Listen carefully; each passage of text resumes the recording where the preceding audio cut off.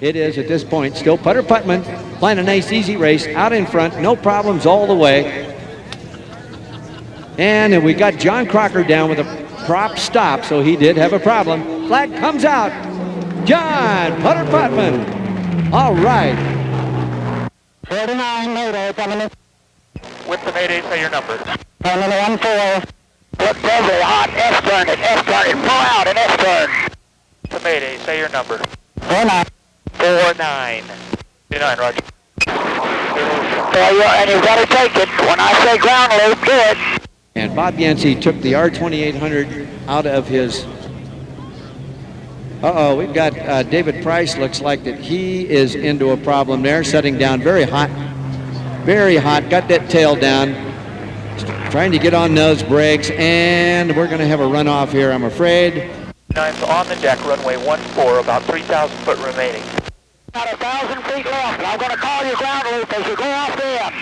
And come on, Dave, get that thing around in a ground loop. Ground loop now, put in full rudder and hard brakes, all the way. Get it around in a ground loop, stay down, stay down, stay down.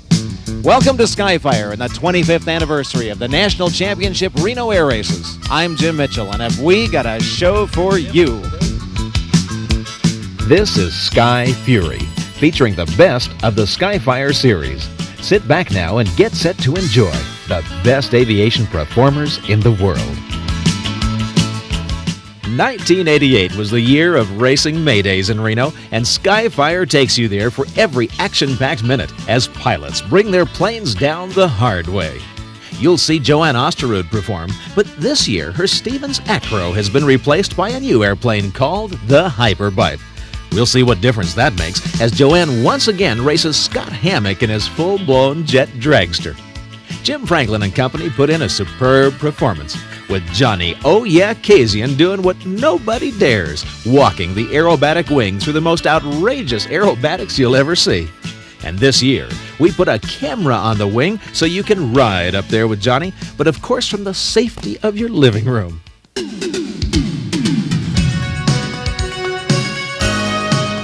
If you visit Reno early in September, it's sure not hard to tell that air race time is just around the corner.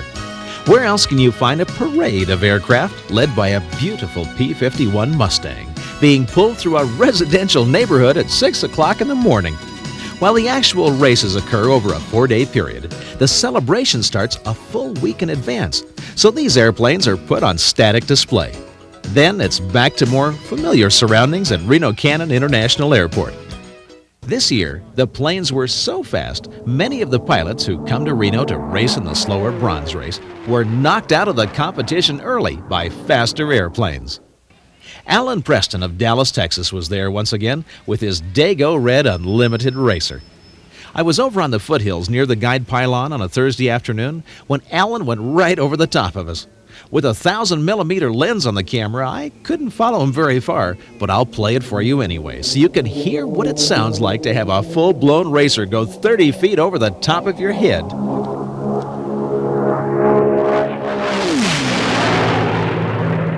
If you've never been to Reno, I've got to tell you, there's no sound quite like these unlimited racing engines going full out.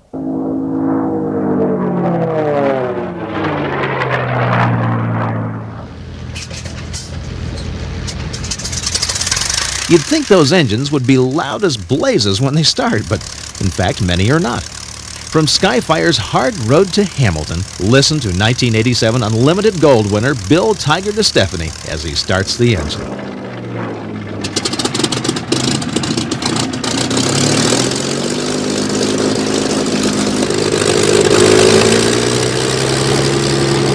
Now here's an unusual look at how a pilot gets ready to race. From our in-flight camera mounted inside the Strega airplane, we see Bill DeStefani getting on his flight suit. The fabric is not only fireproof, but Tiger has a cooling system that circulates coolant throughout the suit while he's flying. He's getting ready to make his qualifying run that will tell the field just how fast the airplane's flying. Listen as Tiger and a member of his crew exchange last-minute instructions before starting the engine. We'll give her a ride. Okay, have fun. Yeah, give it a good ride. And you remember, they don't have to prove anything to us. There you go.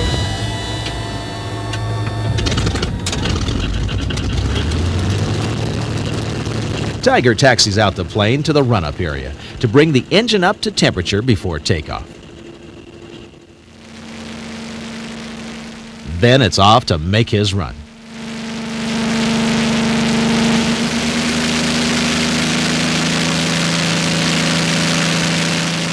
He was just starting to turn it up on the course when things started to come apart, Tiger explains. Well, at first I couldn't really believe, that it blew up. Yeah. It's a realization that it's kind of hard to sink in. But then after, it is serious. And I'm pulling up and, of course, looking for that runway, which was right there. And then things started to get worse, and they got worse by the second. It just steadily got worse, more smoke, more oil, more everything. And you had no power. No power, and then the blades were going flat, and it was really dragging me down. And about halfway through it, I'm thinking, and I was way up on the step, and I'm thinking, I don't know if I'm going to make it.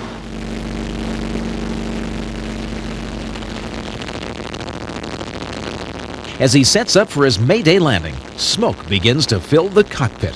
The engine is really running rough, and the end of that runway isn't starting to look very sure.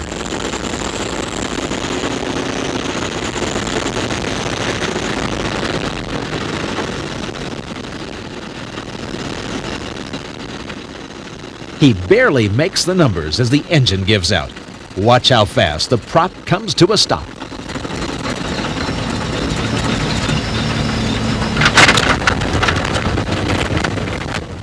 Tiger opens the canopy as that red-hot engine sizzles in the nose of that airplane. It could burst into flame at any moment. Tiger makes ready his escape as the crash fire rescue trucks roll to his aid. Now, there's an old saying that the captain always goes down with the ship. But according to Tiger, the guy who said that sure as heck wasn't from Bakersfield.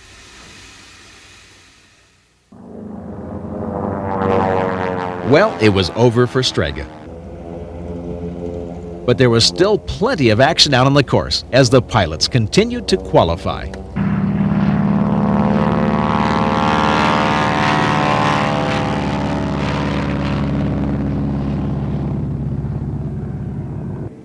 '86 and 1987 AT6 gold winner, Fast Eddie Van Fossen from Bakersfield, was back at it in his North American SNJ4 that he calls Miss TNT. As we watched on Wednesday, Eddie set a new qualifying speed record of better than 232 miles per hour. Word in the pits was if you were going to beat Eddie, the only way to do it was let all the air out of his tires so he couldn't take off. From Alto, New Mexico, Jimmy Franklin and Elliott Cross perform in the black and silver Wacos. And to really get things going, here's one of Reno's favorite engine announcers, Johnny Kazian. At either end of the runway sits Jimmy Franklin at the far right-hand side in the Cinema 600. At the far left-hand side, Elliott Cross with the smoke on in the 450 Mystery Ship, rolling towards each other, taking off, ladies and gentlemen, on the same runway, aimed right at each other, the dueling Wacos. At show center, oh yeah! They cross over, and now into the sky goes Elliott Cross with a 4-point roll. Out to the far right-hand side, Jimmy Franklin with some speed at the left-hand side. Inside snap roll 1, and now 2, now 3. Straightening it out and looking for the speeds to come through. 200 miles an hour down to 180, 190, 200, 210 as he comes right down to the bottom, pulls it vertically into the sky. Holding it in the inverted position, ladies and gentlemen, from the left, Elliott Cross, the outside loop. From the ground, down to within 5 feet of the ground with that tail, holding it down and holding it all the way the length of the picture window of the air show. He starts pushing negative, and now with 2 points to the upright position. Jimmy Franklin with 200 miles an hour at the far right-hand side, pulls the Cinema 600 back into the sky, executes the snap roll, reverses it, Lamchevak, oh yeah! Over the top now. And now the flat inverted spin, a maneuver that's carried many pilots and their planes all the way to the ground. The flat inverted spin, Cinema 600 falling out of the sky now with Jimmy Franklin at the controls. Time to get out of that one, Jimmy. Oh yeah! He leaves his signature in the skies over Reno, Nevada. From the right-hand side comes Elliott Cross, down with the 450 mystery ship, pulling the stick back in his lap, goes vertically into the sky. Snap roll, and at the top, doing that bunt maneuver, shoving the stick forward. All the forces trying to shove him out of the sky, out of the cockpit, as he does a quarter roll on the way down and out to the right-hand side. Jimmy Franklin grabbing some sky at the far left-hand side. Elliott Cross at the right-hand side, coming right towards each other. The dogfight has commenced, peppering away at each other. And oh yeah, that's close.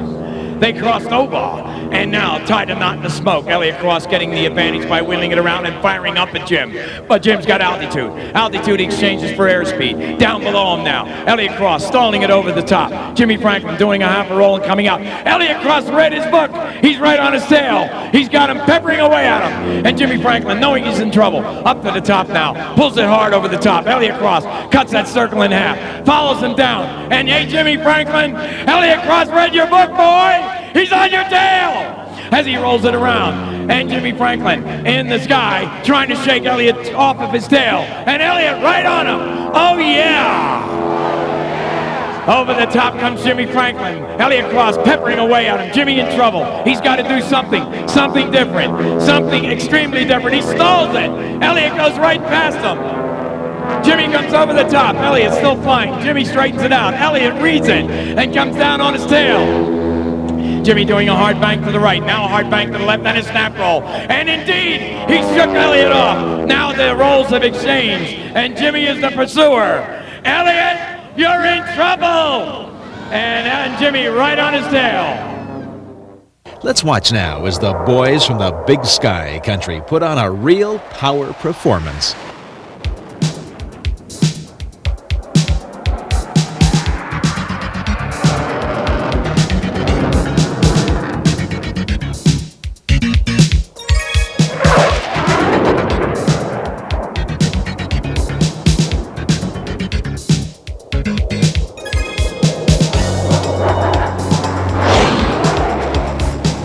Listen to the engines as the planes flare over the main active runway.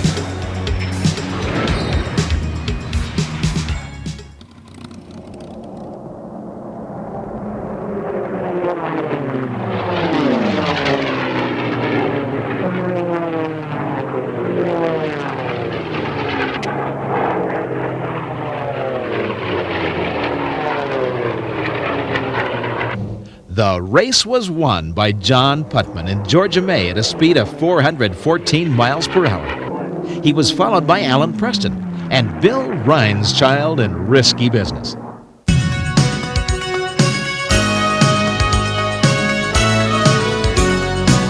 But meanwhile, high overhead, the Golden Knights are getting ready to make their jump. The jump master kneels down and drops flag markers to determine the wind direction. And they're off.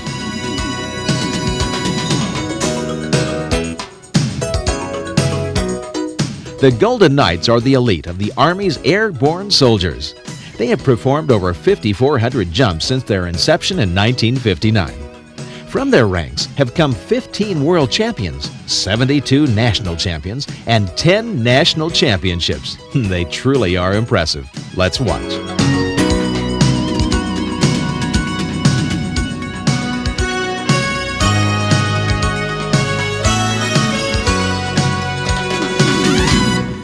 Now I'd like to introduce you to a bundle of dynamite in a small package. Miss Joanne Osterud in the Hyper Pipe.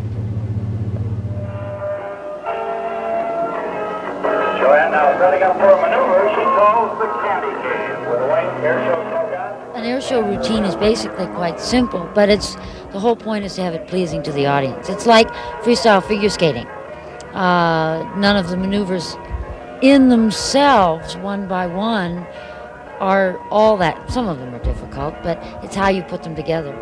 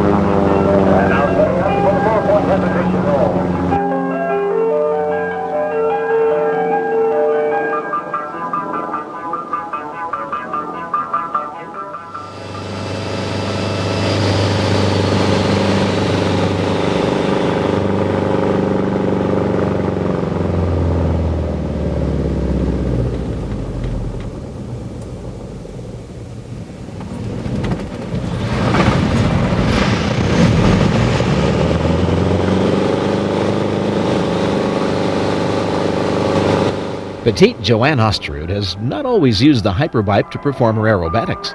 In years past, we've filmed her in the Stevens Acro. While some of this is trick photography, it's no illusion that Joanne really knows how to ring out an airplane.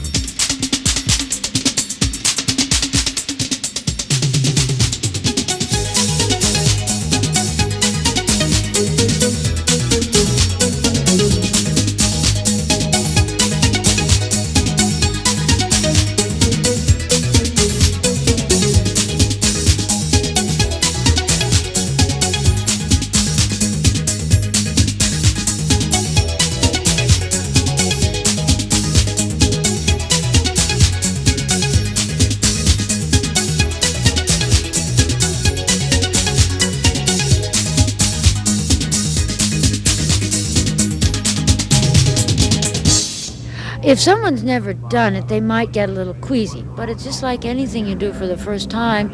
Your brain hasn't felt those motions. It's like jumping on a trampoline for the first time. The first time you do it, you can't keep your feet under you.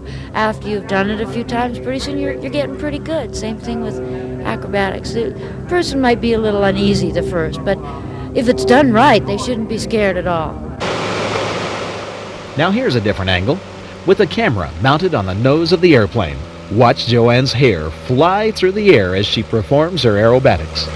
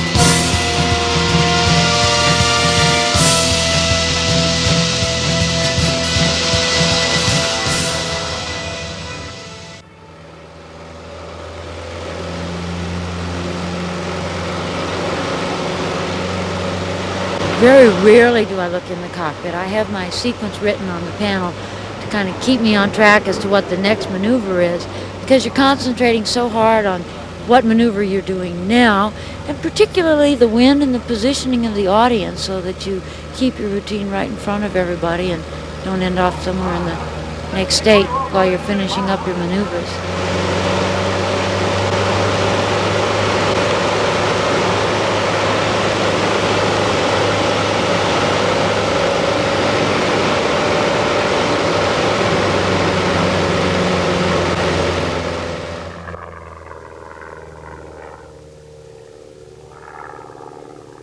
It's not hard to see why Joanne is such a favorite with the Reno audience. As she sets up for her next vertical maneuver, listen to the sound of the engine bleeding off in the stall.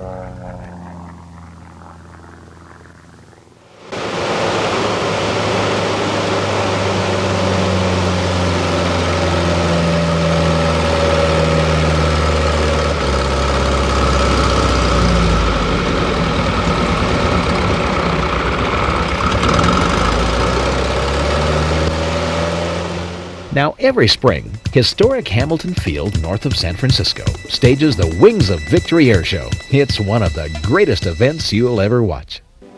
On the President's order, the bitter taste of war was returned to Japan. We fashioned a daring scheme to have the Hornet launch a force of bombers and strike at Tokyo from the sea. I bet you didn't know that Hamilton Air Force Base was used as a staging area for Jimmy Doolittle and his band of raiders prior to being loaded onto the USS Hornet for their daring attack on Japan in 1942. Then there was Little Boy, the nuclear bomb released by the Enola Gay over Japan. It too stopped here at Hamilton Field. And remember when the United Nations was headquartered in San Francisco? All the arriving dignitaries from around the world came right here to Hamilton, where once the pride of the Air Force took to the skies. Now only deer and rabbits graze on the open marsh grass. When we first filmed here in May, little did these deer have any possible conception of what was about to descend onto this sleepy old field.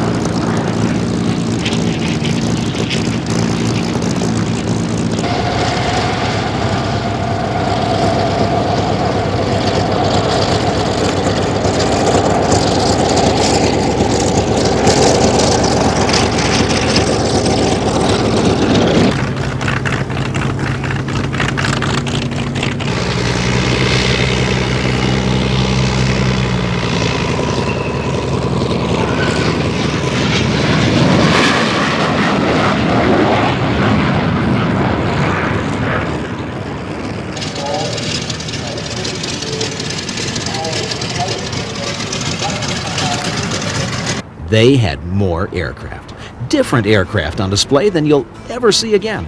And they weren't spotted out on the back 40 with 50 yards of barricades between you and the planes. These were all right there, close up, so you could see them and appreciate the design and beauty. And that's exactly what everybody did.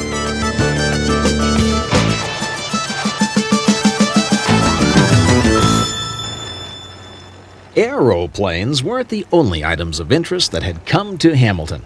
I'm here to tell you that these guys were very serious about their hardware. Because if you didn't know where you were and what this whole affair was all about, you'd think you were in a time warp. Now, I want to show you something funny. We staged this little routine with the fine officers of the Novato Police Department chasing these characters in their half-tracks.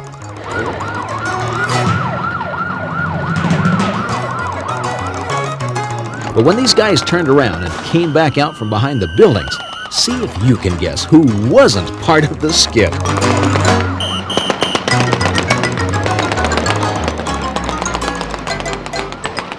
For those of you not familiar with the laws of California, we call this Winnebago warfare. You can't believe the dirty look we got from the driver of that motorhome. Well, there were a lot of classic World War II fighters at Hamilton, but there was also plenty of afterburner action. Watch this fine demonstration by an F-16.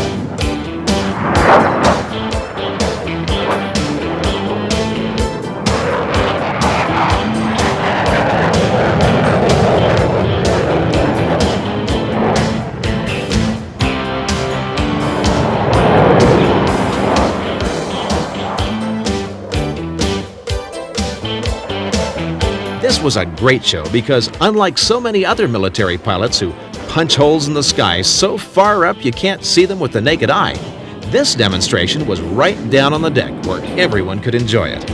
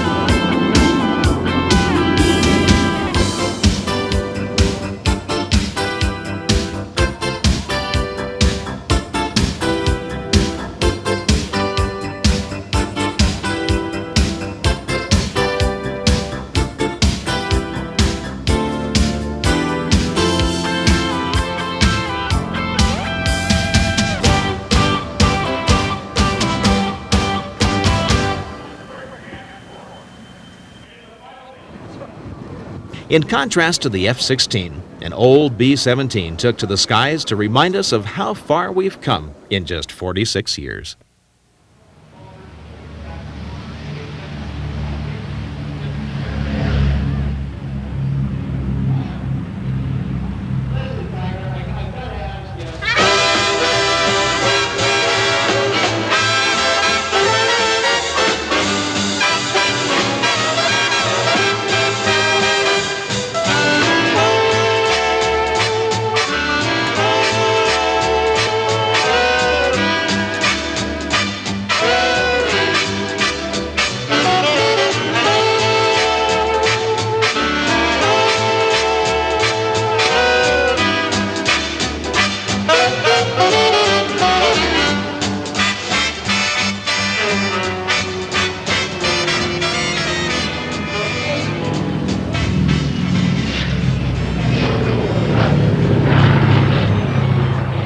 Hard Road to Hamilton was a wonderful filming experience because a very special team of Canadians made one of their rare appearances over San Francisco Bay.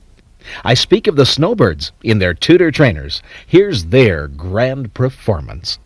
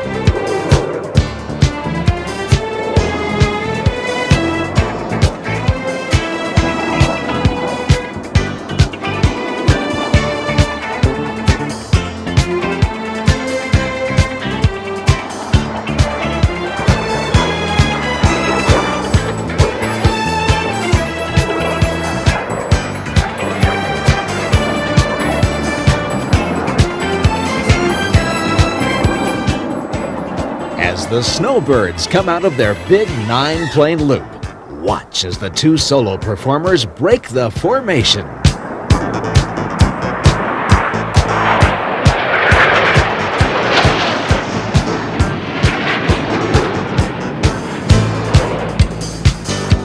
Aha!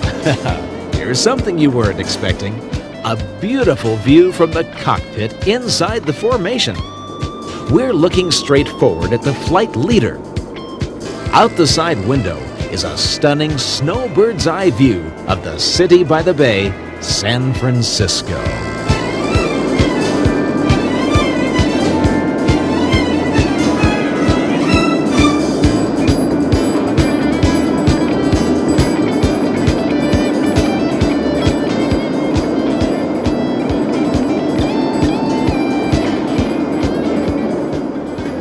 Little bit of turbulence. Ha!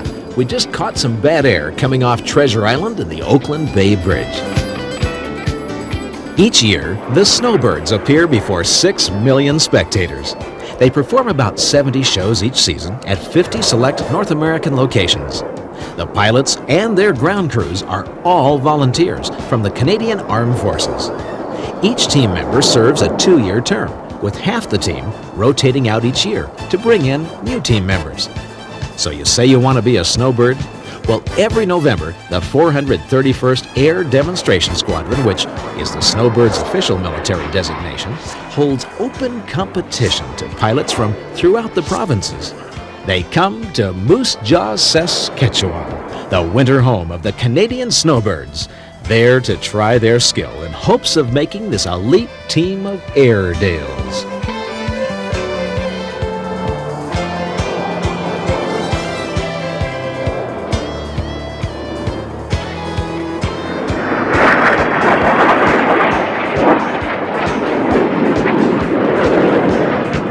Now, according to the FAA, this next maneuver is not exactly recommended for beginners.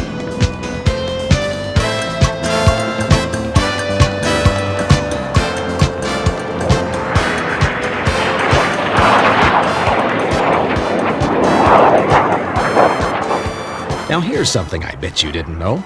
Unlike other demonstration teams, the Snowbirds don't travel around with a big cargo plane full of luggage and spare engines and dancing girls. Oh no, everything they need they carry on their backs, so to say, traveling 2 men to a cockpit. Their baggage, tools, jockey shorts, and uniforms, or anything else they need either fit in the plane or they stay home.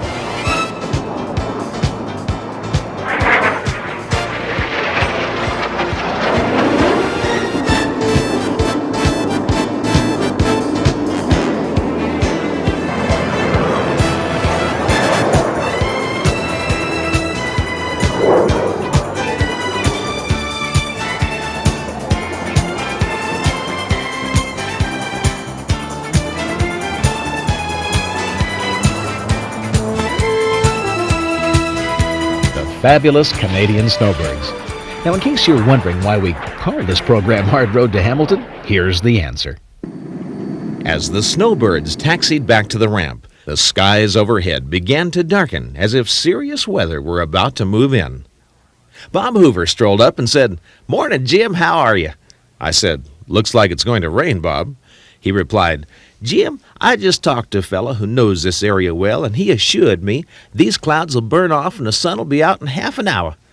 Now, I do not exaggerate when I tell you that 4 minutes later, I couldn't find Bob because here's what happened to those clouds that were going to burn off. It rained. It blew. It poured like you were standing under a garden hose. People were huddled under anything they could find. Airplane wings did just mighty fine, thank you. Our cameras got wet. Our 1-inch broadcast recorders got soaked in. You still want to know why I call this Hard Road to Hamilton. The rain stalled the show for about 2 hours. That didn't help the attendance, which in turn didn't help the show's sponsors who had paid for all this to happen. Down in the pits, 2 great bodies of water had formed. One they called Lake Hamilton, and the other was known as the Straits of DeStefani. On the south shore of Lake Hamilton was D.D. Williams' Mustang Pegasus. Along the west shore was the Dreadnought and the Super Corsair. And on the east shore, there was a whole lot of east shore. That's where you'd find the Straits of DeStefani. That lucky tiger. He had great lakefront property. It extended all the way under his pretty red airplane canopy, about 14 inches up the side of your leg, if you cared to wade through it. Tom McCaffrey of the Strega crew was manning the bilge pumps when I caught up with him. Is this part of the requirements of being the crew for Tiger? Yeah, you have to know something about hydraulics as well as aircraft. How has this water affected the racing, Tom? I don't think it's going to affect it at all. Don't think it will. It's made our pit a little messy, but it's not going to affect the racing at all. Maybe sell beachfront property? We've talked about it. We're going to bring in some fake palm trees, and we've got swim fins and goggles for anybody who wants to swim. Tom, thank you so much. Good luck this afternoon. Thank you. All right. Now, when we're shooting on location, a lot of people ask about our fuzzy wind covers that protect the stereo microphones. I was shooting the Thunderbird Mustang when I heard someone off camera say, "What's that fuzzy thing that guy's got on the Is there a stick?" reason for fur on that microphone? Yes, let Come on over here and talk to us. Please come over here and talk to us. Oh, I'll talk to you. Is there a reason for Is there a reason for that fur on the microphone? Well, That's what he actually has. there is. This is something we bagged in Louisiana, and we weren't really sure what it was, but Kind of like a possum. it makes good sound when you pet it there. Yeah. Larry pets it quite a bit. A little sound fun with the microphone. Well, I want you to get ready because right now we're going to show you one of the all-time greats of aviation. There's never been another man quite like him in the air. He flew an airplane called the Super Chipmunk. This is the one and only Mr. Art Scholl.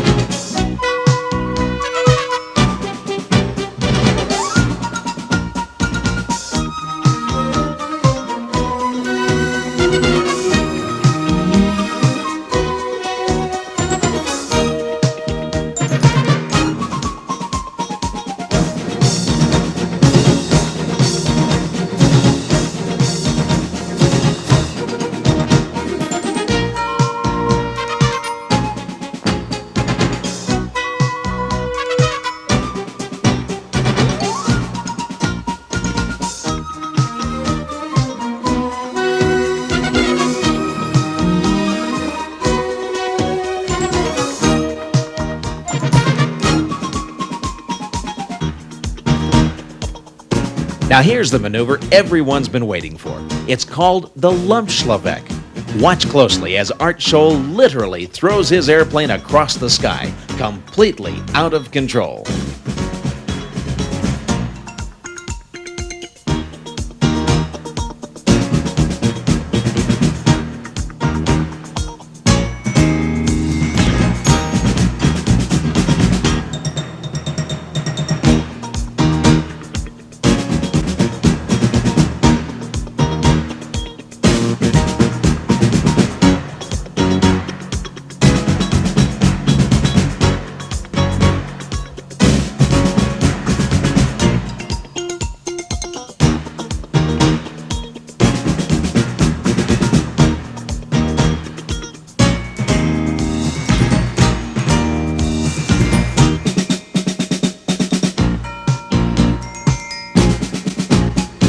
Let's watch that maneuver again from a different camera angle. Only this time, let's watch it at normal speed. Anyone care for a little airplane ride?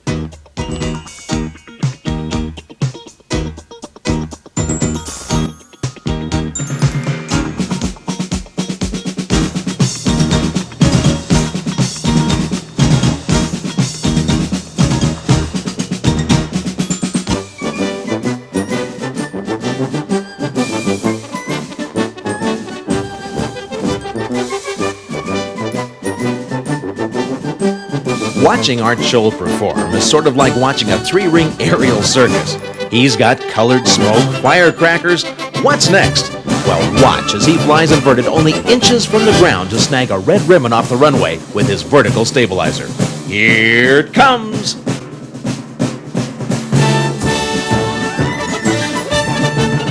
He's got it! Ladies and gentlemen, one of the greatest stunt pilots of our time, Mr. Art Scholl and the Super Chipmunk.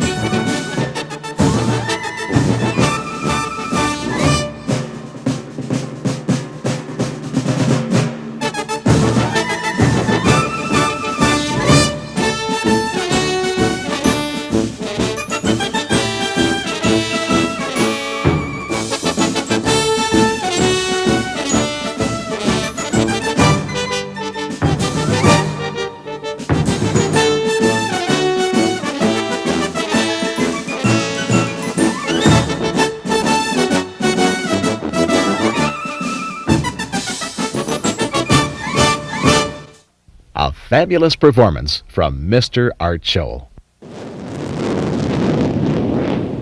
Sky Fury now takes you to Marine Corps Air Facility El Toro for some afterburner action with the F-14 Tomcat.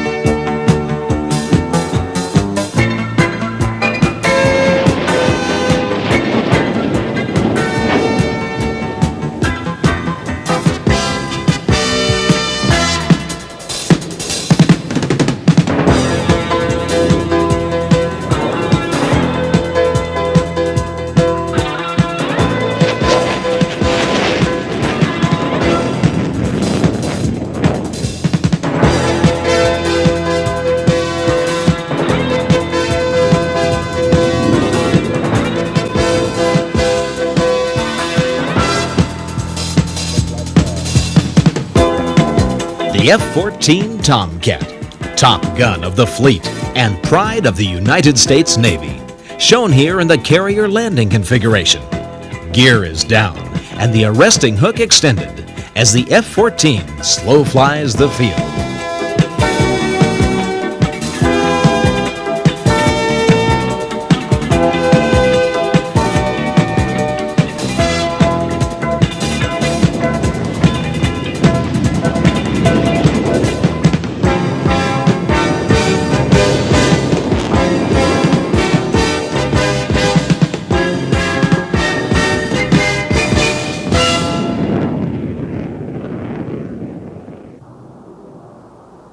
Now there's a new Top Gun, a sleek jet fighter that's making its own record in the annals of naval aviation history. It's called the Hornet.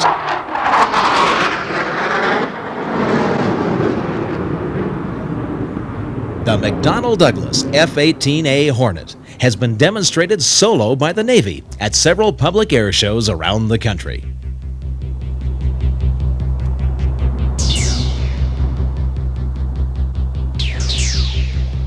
The powerful capability of this fighter aircraft is nothing short of awesome.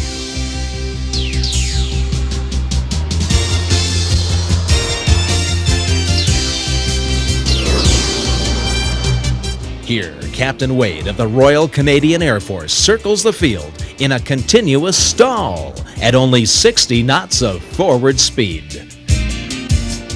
The demonstration you're watching almost defies description. This is not a Harrier. It is not a vertical takeoff aircraft. This is a straightforward, fast-flying F-18A supersonic attack jet serenading around the field at full thrust. This highly skilled pilot is mushing through the air on the hairy edge of disaster. One false move, even the slightest momentary loss of power, and the plane will instantly plummet into the ground.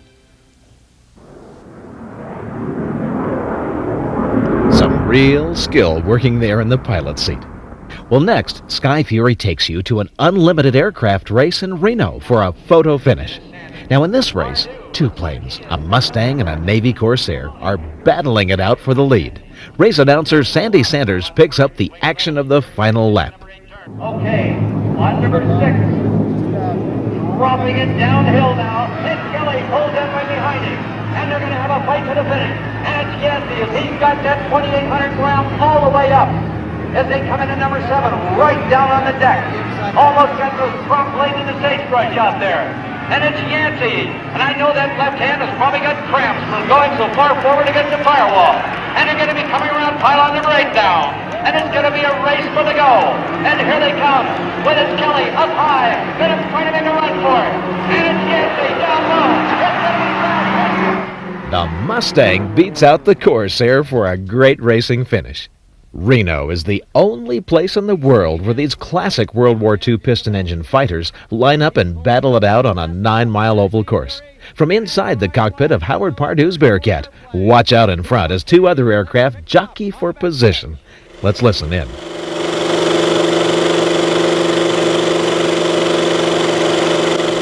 Howard Pardue has got it to the wall as he heads for the guide pylon.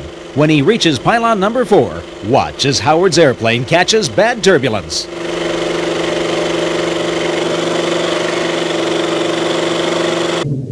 And we got Skip Holm on the move in Blind Man's Bluff as he went past and now is in second place and drawing a bead on that number 1 airplane. Will that big 3350 hang together? Remember, he's not even running on alcohol.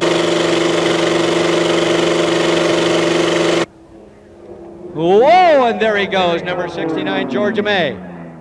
All right, now let's pick up these two airplanes here as they come by. It is Dean Cutchell and Skip Holm in Blind Man's Bluff, number 88. That's Short Wing Sea Fury. Okay, and it is number 69, Georgia May, as he blasts his way around. He is already almost on pylon number 4. And you can see the separation he's put on the rest of the planes in the pack. Guido Zaccoli in the Fiat G59. Now in the background, and it looks, man, oh man, is Blind Man's Bluff put the move on now. But I don't know if he can catch that airplane that's being flown by John Putman. Sounding good.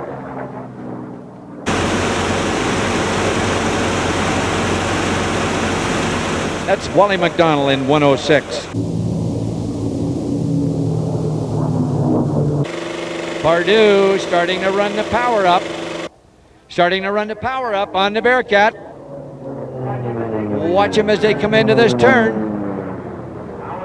Howard lays it over there and catches a little bit of that bad air.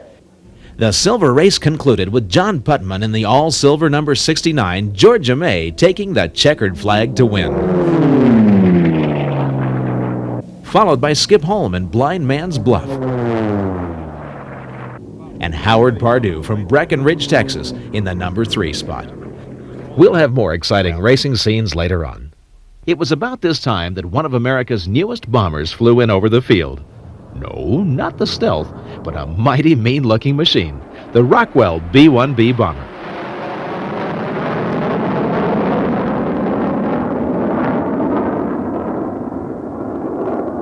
It's powered by 4 General Electric F101 engines, delivering 30,000 pounds of forward thrust. The cockpit is staffed by a 4-man crew, and the plane weighs 477,000 pounds. The wingspan is 137 feet, and it stands 34 feet off the ground. The armament, conventional or nuclear weapons and standoff missiles. A real hunting machine, this B-1B.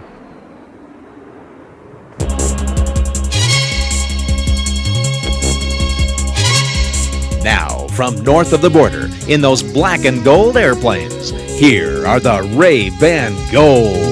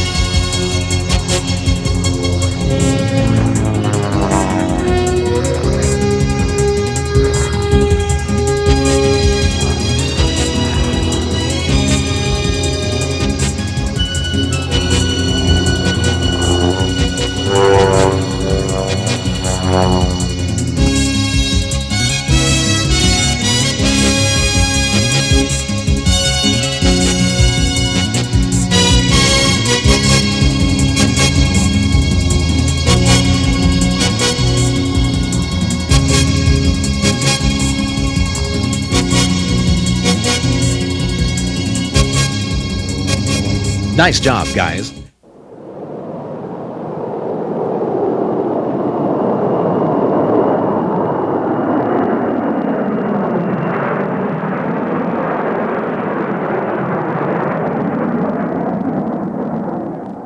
Now, back in 1983, the Blue Angels were performing in the small A4F Skyhawk line attack jets.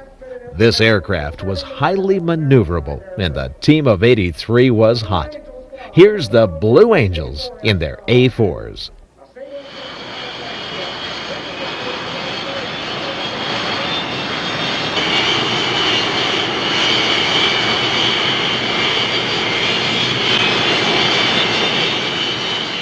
Now, as each pilot performs the rollout of his aircraft, watch how closely they bring each plane into line. One careless move and it's back to the barn for a new paint job. Precision on the ground as well as in the air. This is why the Blue Angels are recognized and admired as one of the best flight demonstration teams.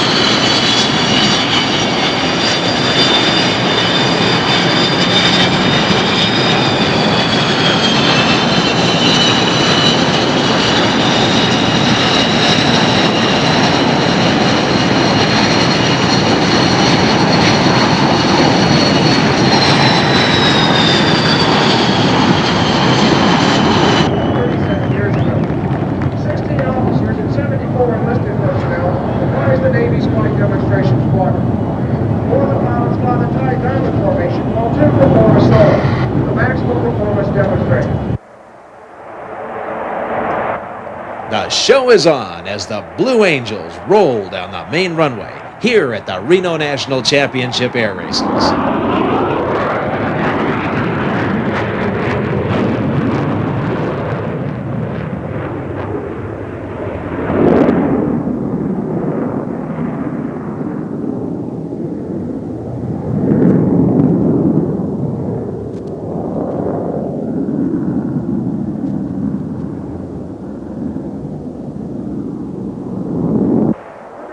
Watch this next maneuver.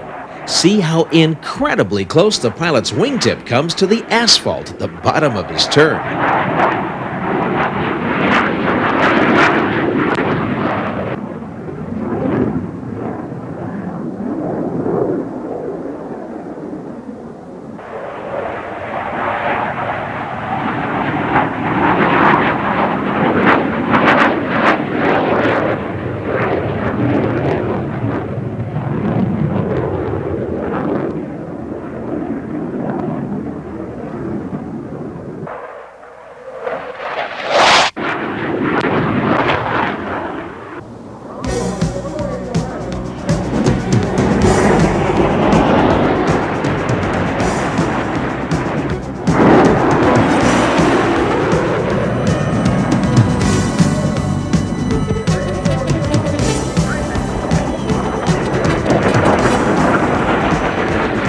Probably didn't see it, but two jets just passed each other only inches apart.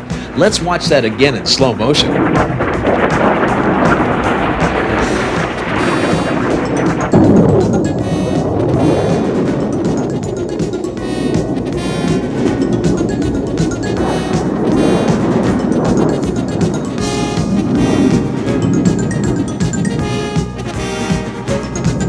Here comes another high-speed pass. Watch for the second plane.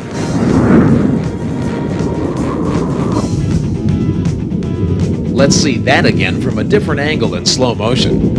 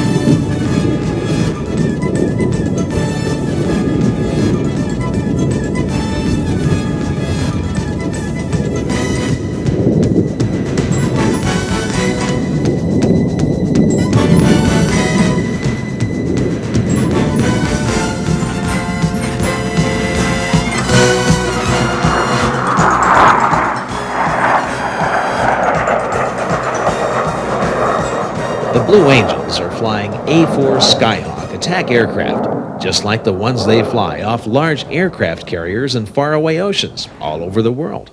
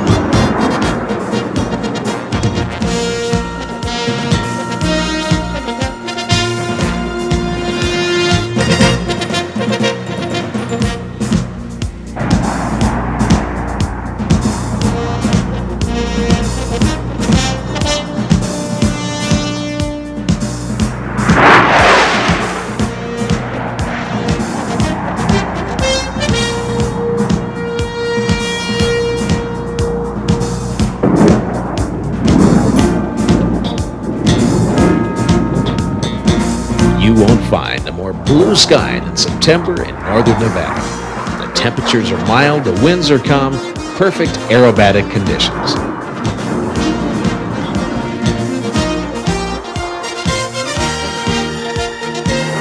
The Blue Angels perform in air shows all over the country. If you ever get a chance to see them in person, it's one show you won't soon forget.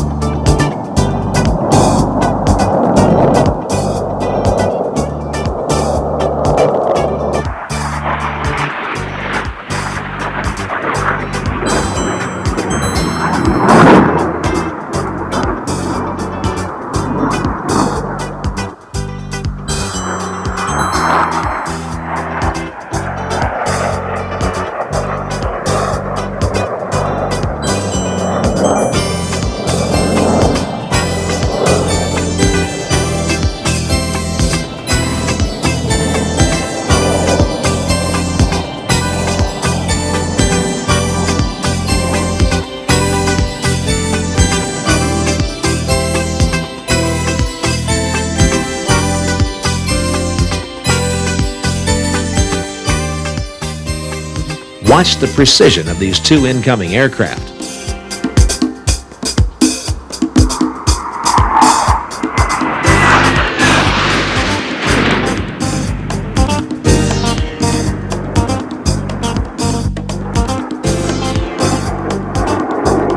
Here they are all together, the best flying demonstration team in the U.S. Navy.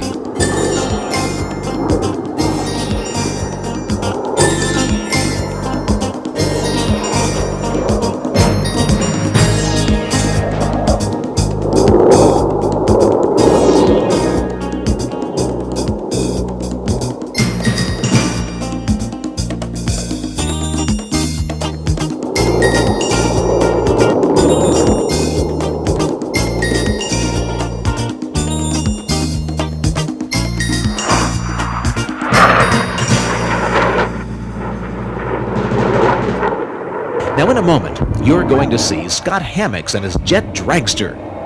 We mounted a camera on the dragster and got some incredible shots. Watch now as Joanne Osterud flies inverted in a race with Scott down the runway. He'll wait till she's even with the dragster before punching the button that fires that jet engine. Here they go.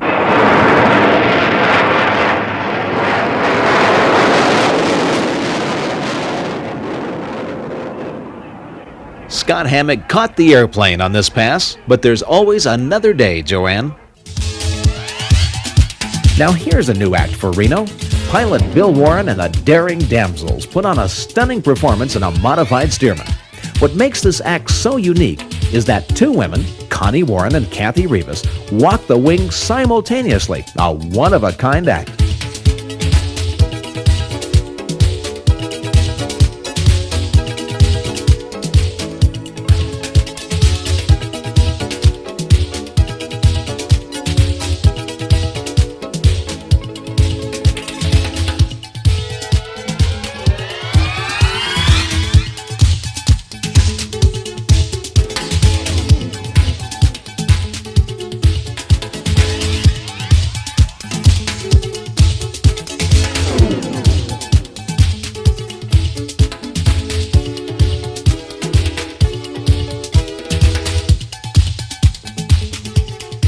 We asked Kathy Rivas what it's like to walk the Stearman wing. Well, the first time was terrifying. Now it's just scary. The wind doesn't affect us out on the wing. It's when we go from 100 to 180 miles an hour, it's pretty windy anyway. It affects Bill's job, flying the airplane. How do you coordinate the moves that you do? We have receivers. We wear receivers, and he cues us when to wing walk, when to knee hang, that kind of thing. So it makes it easier for him to do it for us to do it in unison. So we're flying at least 3 days a week, and for instance here at Reno we're flying 4 times, so even more. So we don't really train. That's our training during the summer. We put the question to Bill Warren. How hard was it to get his wife Connie and Kathy Rivas to walk the wing? If I could convince these ladies to go wing walking when they didn't want to, the next thing I would do is run for president. Maybe king. It's Saturday morning, and the grandstands are filled to overflowing as people from all over the world have come to enjoy the show. As opening ceremonies begin, keep your eyes on this airplane. It won't do loops, and it's not too fast around the pylons, but it's got a very special cargo inside.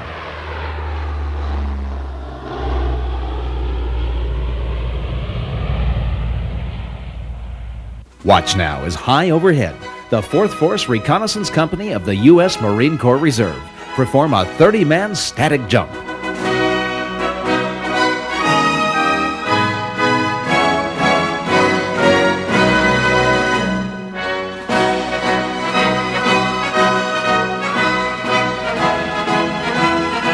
Now I'm told by those who know that parachuting is fun, but as I watch these guys hit the ground, you couldn't get me to jump.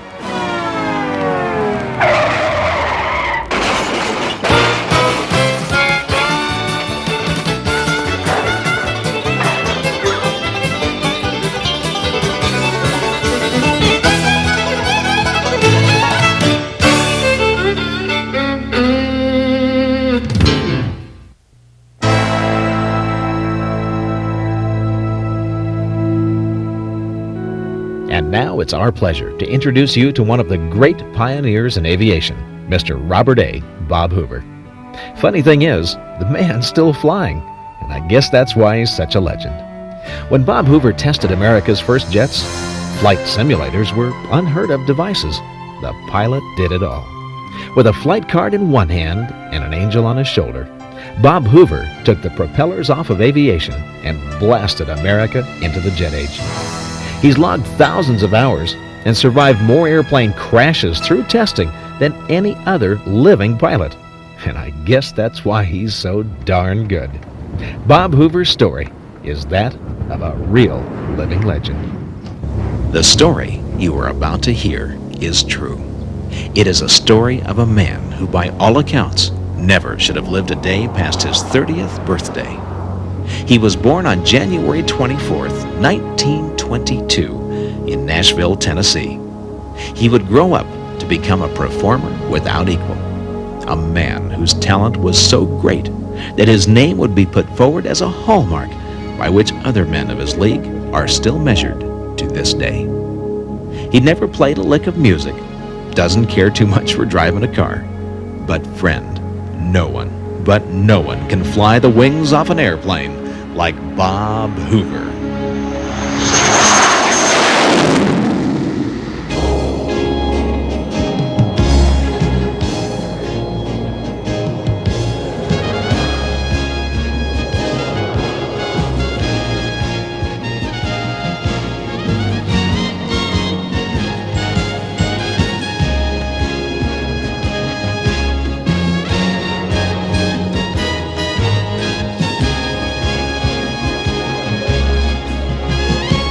Robert A. Bob Hoover is America's premier air show demonstration pilot. He puts on a variety of performances in his Shrike Commander, a Saberliner jet, and occasionally the old Yeller P-51 Mustang and his T-28.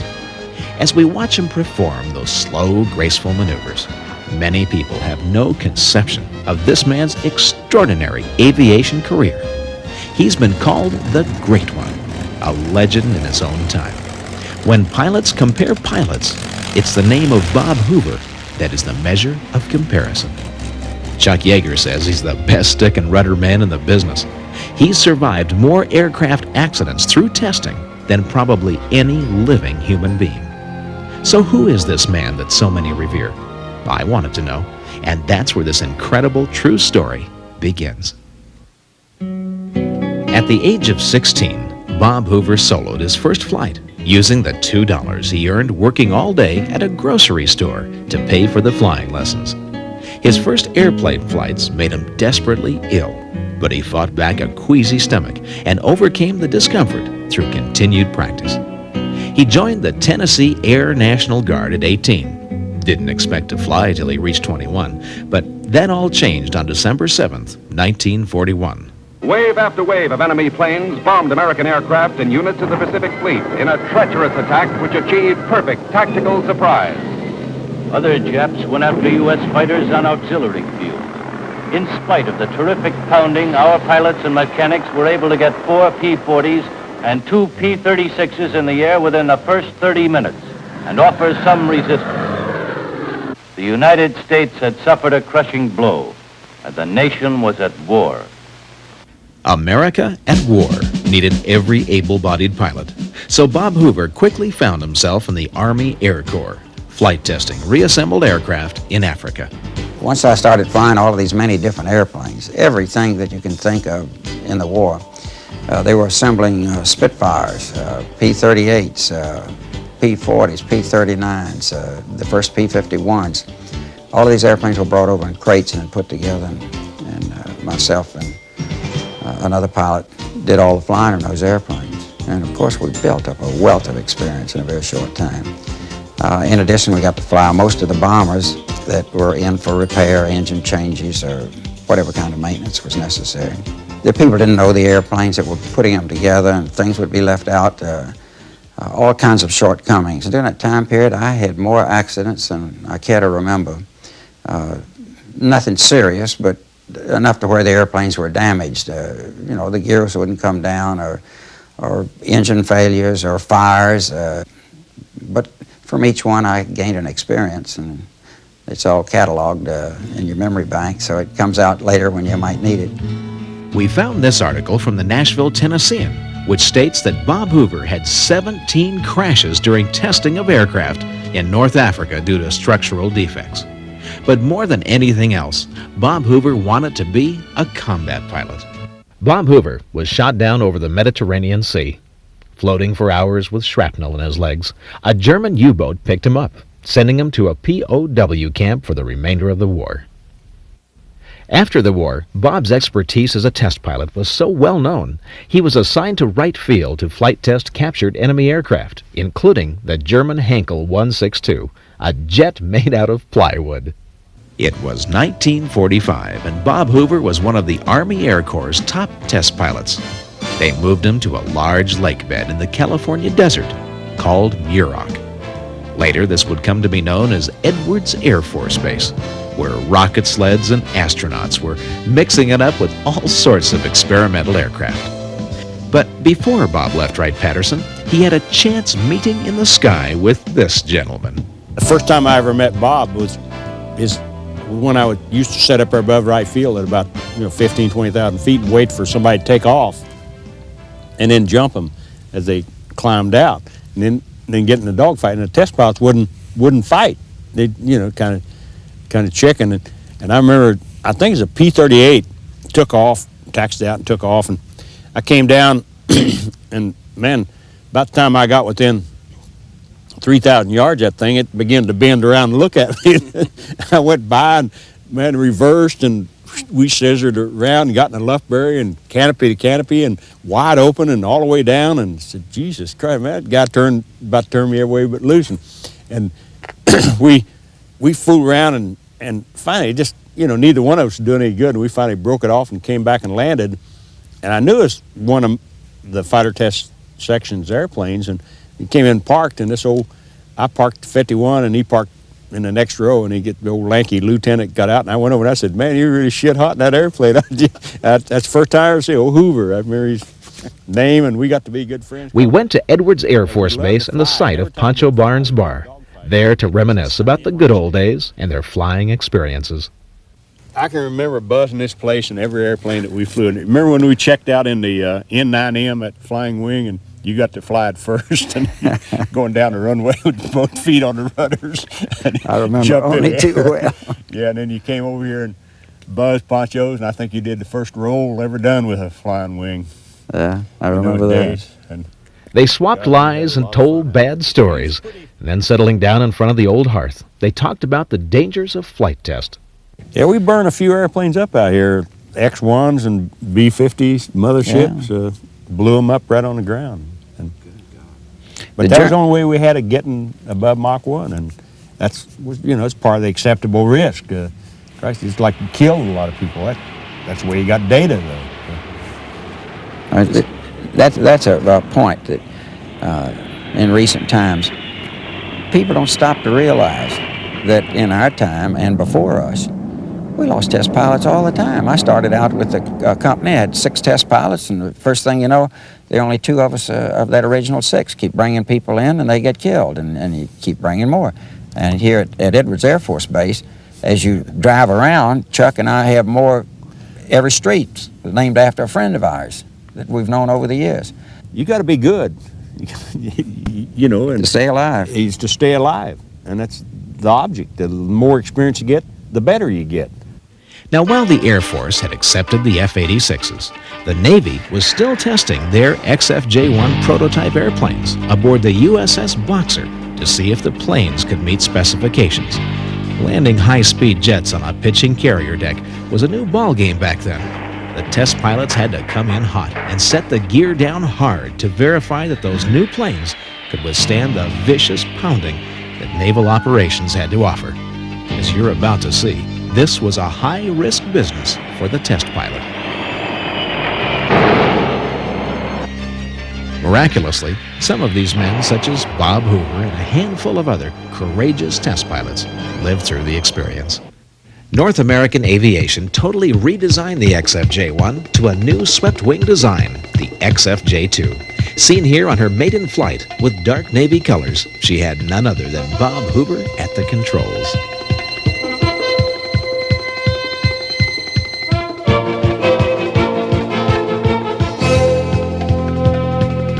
Bob Hoover, the story of a real living legend. Well, You never know what's going to happen when pilots get together in an air race, and here's a good example. As we pick up in the race, Rick Brickard in Dreadnought and Skip Holm in Stiletto are battling it out for the gold. And you heard those famous words, gentlemen, you have a race, as the mighty Unlimiteds come down the stretch. We're in Stiletto with Skip Holm as he fires the afterburners. Now watch on the left side as the other planes disappear. Down the chute and across the desert at over 450 miles per hour. This is the Unlimited Gold. Boy, is that Stiletto, it looked like it was as he went past the 2 lead airplanes already. Back on the course with Skip Holm as we go screaming into that number 4 pylon. I don't think that Rick Brickard is going to let Skip Holm get away from that as he can help it as they come on around. It's that Lockheed test pilot at number 84, Stiletto. And right in back of him, the big Hawker Sea Fury as they go by.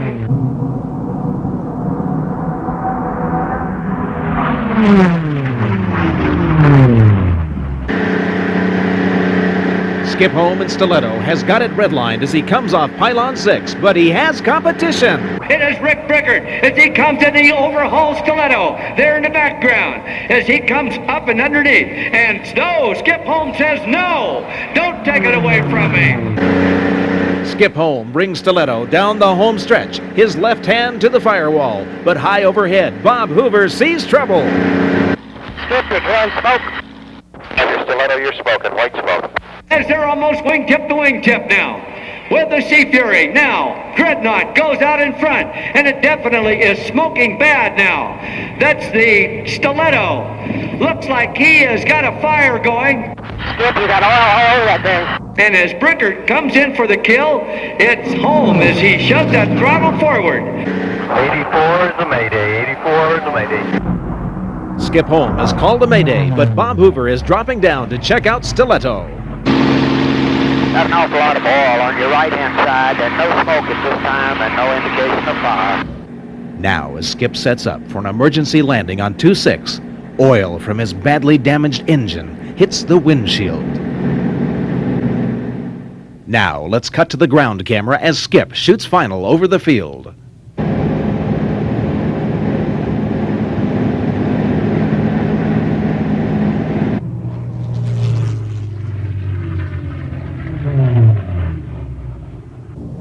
When the race concluded, Rick Brickard from Sandy, Utah took a well-deserved wave of that old checkered flag to take the gold. Followed in second by Lloyd Hamilton in Furious.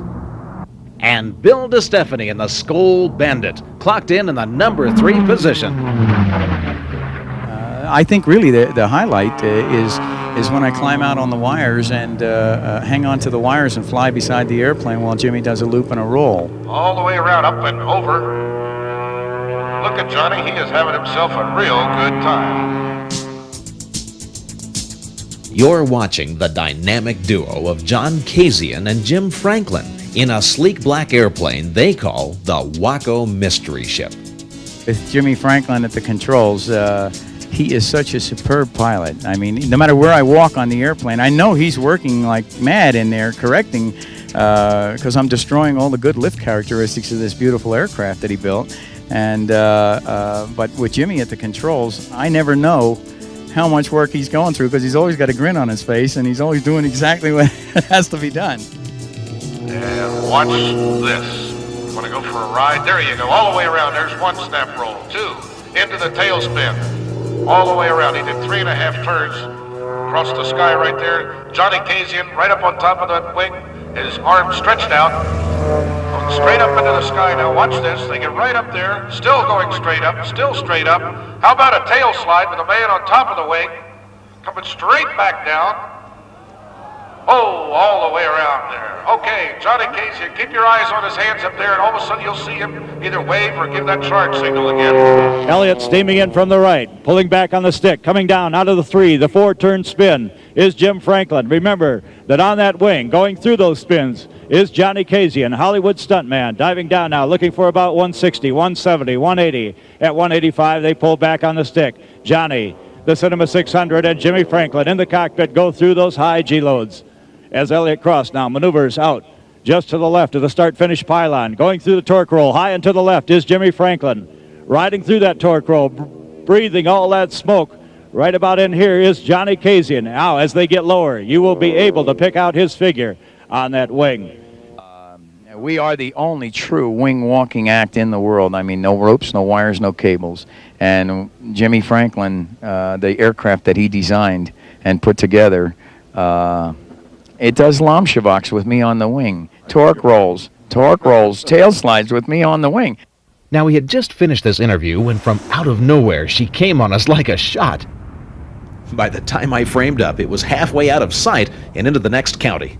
Some of us on the ground, including me, weren't exactly sure what flew by, but if noise counts for anything, it was a real bad airplane. Then it turned and came back around for a second and a parting pass. Now there was no mistaking her lines. She was a black beauty out of Beale Air Force Base. One of America's truly top-secret aircraft, inbound from a classified mission somewhere over the Pacific. Listen now as the pilot kicks in the afterburners on one of America's top-fuel dragsters of the sky. This is the SR-71. Goodbye, Gorbachev.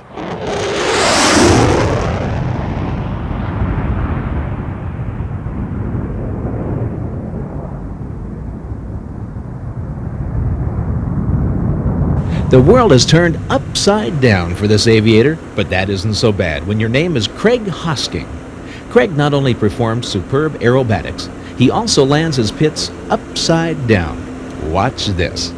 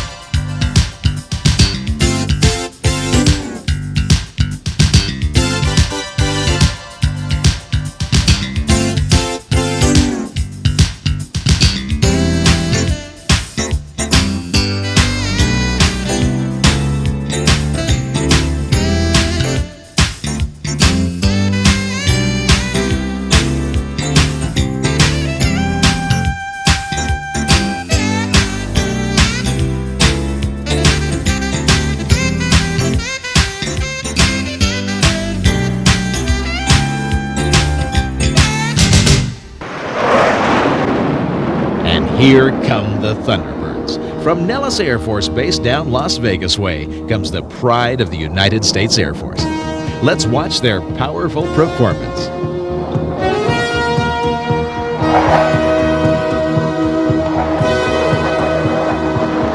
Once more, from a different angle, the two planes split.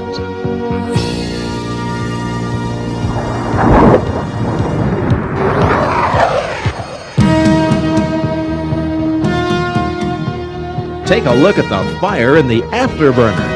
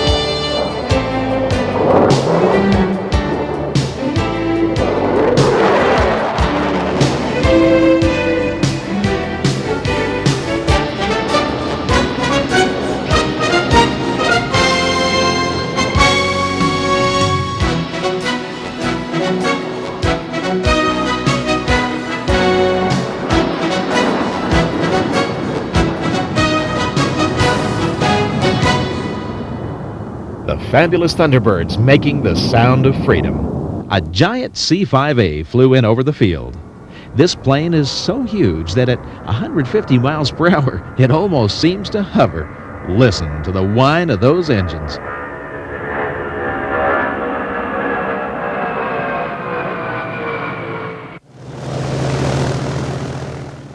Now, the man who flies this plane is a favorite no matter where he goes.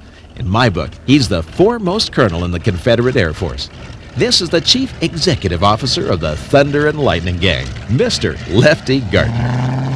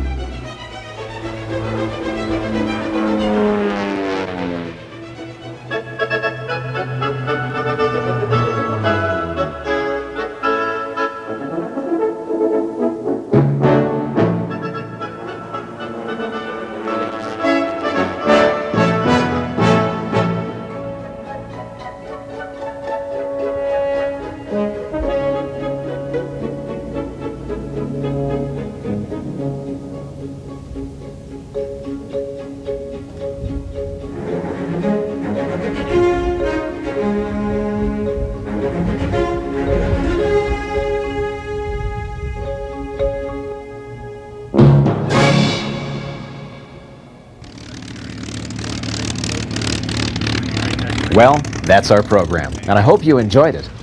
Each year, Skyfire produces new and exciting programs on aviation and other interesting subjects. If you attend air shows, look for us. Come on over and introduce yourself and say hello. We'll be looking for you. I'm Jim Mitchell. Thank you for watching.